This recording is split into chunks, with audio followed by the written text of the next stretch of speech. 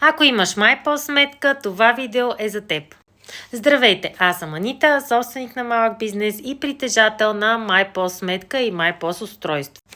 Какво се случва? От 1 януари вече няма да са валидни досегашните ни сметки с български IBAN, вече ще имаме такива с ирландски.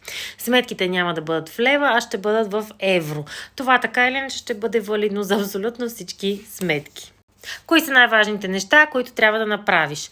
Първо и най-важно, трябва да регистрираш новият си ирландски IBAN в БНБ. Срокът за това е 15 дни от създаването на самия IBAN. Ако не знаеш как се прави, MyPost са създали подробна инструкция с полуготови документи, в които трябва да попълниш само данните на фирмата. Можеш да подадеш заявлението онлайн на сайта на БНБ или на място. Моята препоръка, разбира се, е това да бъде направено от твоя счетоводител. Много по-лесно е и сме сигурни, че няма да има грешки.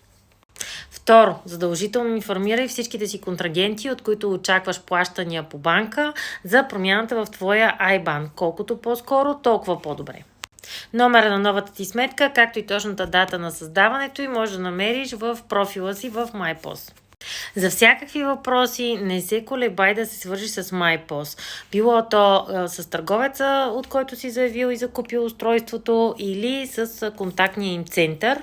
Изключително любезни и подготвени са за всякакви въпроси и са на разположение да ти помогнат. За още съвети за малък бизнес, последвай ме!